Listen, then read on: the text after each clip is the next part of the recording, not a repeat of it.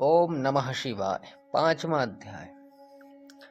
भगवान सदाशिव ने कहा, हे प्रिय, हमें एक ऐसा मनुष्य उत्पन्न करना चाहिए जो सब विद्याओं में पारंगत हो और जिसके ऊपर हम संपूर्ण सांसारिक भार को छोड़कर आनंद पूर्वक विहार कर सकें। भगवान त्रिशूलपाणि के मुख से निकले हुए इन शब्दों को सुनकर भगवती जगदम्बा जी ने अपने बाईं ओर देखा तो उनकी इच्छा से तुरंत ही एक ऐसा मनुष्य की उत्पत्ति हुई। वह मनुष्य अत्यंत स्वरूपवान, कलावान, बुद्धिमान तथा शीलवान था। उसका संपूर्ण शरीर श्याम वर्ण चंद्रमा जैसा था। वह अपने भाल पर त्रिपुंड धारण किए हुए था। वह पीत वस्त्र धारण किए हुए था। उसका प्रत्येक अंग सुडैल एवं परम सुंदर था। वह संपूर्ण विद्याओं का निधान, महाप्रतापी, सिद्ध स्वरूप तथा पवित्र था। वह उत्पन्न होते ही बारंबार दंडवत करता हुआ भगवान सदाशिव एवं भगवती उमा के सम्मुख हाथ जोड़ खड़ा हो गया। उस सुंदर मनुष्य को देखकर उमा सहित उमापति शिवजी अत्यंत प्रसन्नता को प्राप्त हुई।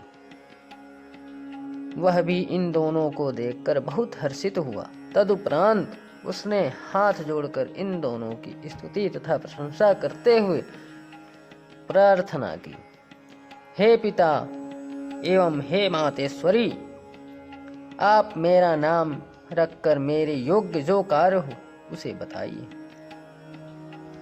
यह सुनकर श्री शिवजी ने बोला, तुम्हारा नाम विष्णु होगा। संपूर्ण सृष्टि में तुम्हारे समान तेजस्वी तथा प्रतापी अन्य कोई भी प्राणी प्रकट न होगा। तुम्हारा यश संपूर्ण संसार में निरंतर फैला रहेगा। संसारिक मनुष्य तुम्हें हरि, चतुर्भुज, भगवान, अच्युतम आदि अनेक नामों से पुकारेंगे। तुम भक्तों का मनोरथ पूर्ण करने के लिए उत्पन्न किए गए हो।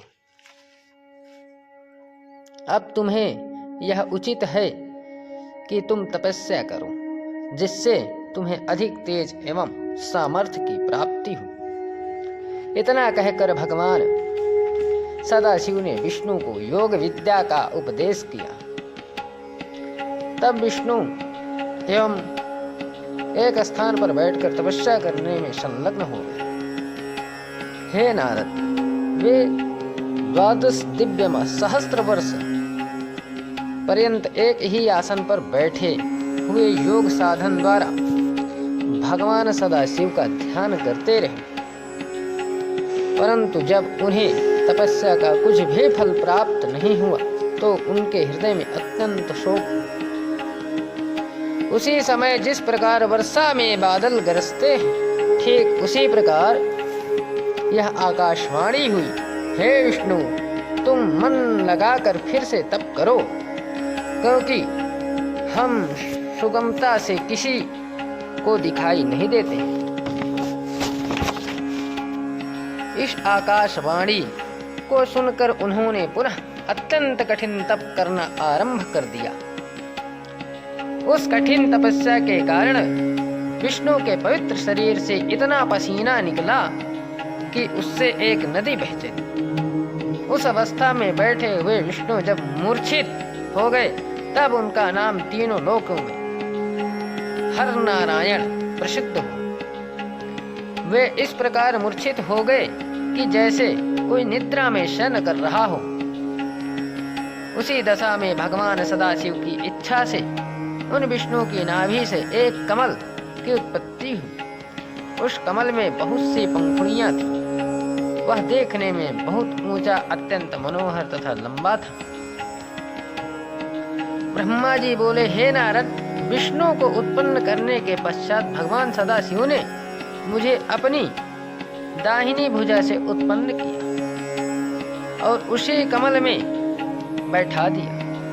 मेरा रंग लाल था। मेरे चार मस्तक थे जो चारों दिशाओं की ओर खुल रहे थे। मेरे अन्य सभी अंग विष्णु के समान ही थे। मैं भी अत्यंत सामर्थ्यवान एवं तेजस्वी था। उसी समय मैंने यह आकाशवाणी सुनी, हे पुत्र, तुम्हारे अज ब्रह्मा, धाता, विधाता, प्रजेश, परमेष्ठी, बहुगर्भ आदि अनेक नाम होंगे। परंतु मैं उस समय यह नहीं जान सका कि मुझे उत्पन्न करने वाला कौन है।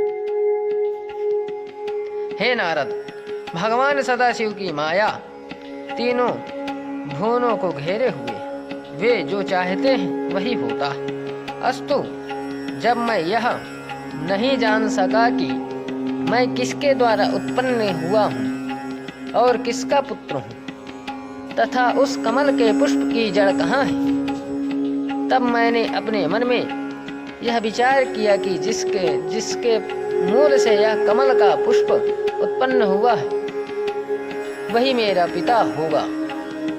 ऐसा निश्चय करके उस कमल की जड़ को जन्म देने वाले अपने पिता का पता लगाने के लिए मैं उस कमल की डंडी के मार्ग से उस जल के भीतर जा पहुंचा, जिसमें होकर वह कमल नाल ऊपर को निकली हुई थी। यद्यपि मैं उस कमल नाल के सहारे सैकड़ों कोसों तक पानी के भीतर चला गया, परंतु मुझे उसके उद्गम स्थान का कोई भी पता नहीं चल सका। तब मैं निरंतर 100 वर्षों तक प्रयत्न करने के बाद निराश हो जाने के शोक से व्याकुल होकर उसी स्थान पर पुनः लौट आया जहाँ से नीचे की ओर गया था। जब मैं पुनः ऊपर लौटकर आया तो यह देखकर मेरे आश्चर्य की सीमा नहीं रही कि वहाँ वह कमल पुष्प कहीं भी दिखाई नहीं देता था जिस पर मैं पहले बैठा हुआ था। इस अद्भुत दृश्य को देखकर मुझे अत्यंत चिंता हुई। तब मैंने इस संपूर्ण सृष्टि के स्वामी से अपनी रक्षा करने की प्रार्थना की। हे नारद, उस समय मुझे चिंता युक्त देखकर आकाशवाणी हुई, जिसके द्वारा 2 अक्षर प्रकट हुए। उन अक्षरों के सहारे 16 तथा 21 अक्षरों का और ज्ञान हुआ, जिनसे मैं बहुत से बातों का जान सका। ठीक उसी समय भगवान सदाशिव की इच्छा से उस जल में अचेत होकर पड़े हुए विष्णु सचेत होकर मेरे समीप आए। वे रतन जड़ित किरीट आदि को धारण किए हुए थे। उनके शरीर का रंग मेघ के समान श्यामल था। उनके उस मनोहरी प्रकाशवान स्वरूप को देखकर मैं आश्चर्यचकित रह गया। इतनी कथा सुनकर ब्रह्मा जी ने कहा, हे नारद, इसमें किसी प्रकार का संदेह नहीं करना चाहिए, क्योंकि भगवान सदाशिव जो चाहते हैं वही होता है। अस्तु, मैंने विष्णु के उस स्वरूप को देखकर पूछा, आप कौन हैं? विष्णु ने उत्तर दिया, हे ब्राह्मण, हम ब्रह्म, अलख, निरंजन, हरि, भूपति, निर्विकार, अचित्य तथा सतचित्त आनंद स्वरूप हैं। हम तुम्हारे पिता हैं और हमारे ही नाभि कमल द्वारा तुम्हारी उत्पत्ति हुई।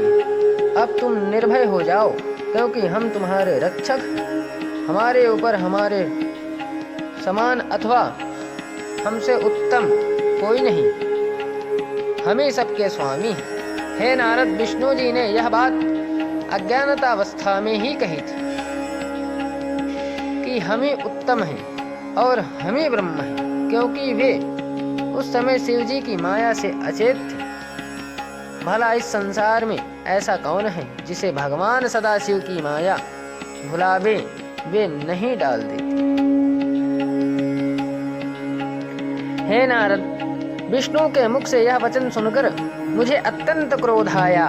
तब मैंने उनसे कहा, हे विष्णु, तुम ऐसी असत्य बात मत कहो और केवल भाव का निश्चय रखो। यदि तुम हमें उत्पन्न करने वाले होते तो वेद हमें ब्रह्मा, पितामह, विधाता, परमेष्ठी आदि नामों से नहीं पुकारते। हम स्वयं ही तीनों गुणों को धारण करके संपूर्ण सृष्टि को उत्पन्न करने वाले हैं। अतः तुम्हें हमारी प्रति ऐसे शब्द नहीं कहने चाहिए। मेरी बात सुनकर विष्णु बोले, हे ब्रह्मा, तुम्हें ऐसे अज्ञान में पड़ना उचित नहीं है। इस सृष्टि को उत्पन्न करने वाले तुम नहीं हो, बल्कि हम ही हैं। हम ही सब जीवों को उत्पन्न करके उनका पालन करते हैं और प्रलय काल में सबको नष्ट कर देते हैं। हमारे हरि, ईश, अच्युत आदि सर्वोत्तम नाम हैं। हमारी माया के वशीभूत होकर सब लोग अपना ज्ञान भुला बैठते हैं। इसीलिए तुम भी ऐसा कह रहे हो। इससे तुम्हारा कोई दोष नहीं। यह संपूर्ण संसार हमारे ही उत्पन्न हुआ है और हमारे ही अधीन बना रहता है। हम ही ने वेदों को बनाया है और तुम्हें नाभि कमल द्वारा उत्पन्न किया है। हमसे अधिक श्रेष्ठ अन्य कोई नहीं है। तुम अपने नामों पर अहंकार मत करो तथा क्रोध को त्याग कर जो वचन कहने योग्य तथा उचित हैं उन्हीं का प्रयोग करो। जिस प्रकार अंधा मनुष्य आँखों की महिमा का, निर्धन मनुष्य धनवान की अवस्था का वर्णन करे, उसी प्रकार वेद ने भी तुम्हारे नामों का वर्णन किया है।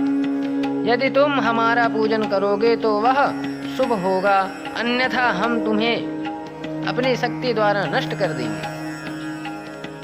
हे नारद, विष्णु के ऐसे अहंकार पूर्ण शब्द सुनकर पहले तो मुझे बहुत हंसी आई, फिर हृदय में इतना क्रोध उत्पन्न हुआ कि मैं उनका शत्रु बन गया और उनसे इस प्रकार कहने लगा, हे विष्णु, जिस प्रकार गुरु अपने शिष्य को झिझड़ कर बुलाता है, उसी प्रकार तुम हमें उपदेश क्यों दे रहे हो? हे नारद, परस्पर इस प्रकार कहते हुए हम तथा विष्णु आपस में युद्ध करने लगे। शिव जी की माया से मोहित होकर हम दोनों ने बहुत समय तक खूब युद्ध किया, क्योंकि हम दोनों ही अपने को संपूर्ण सृष्टि का स्वामी समझते थे।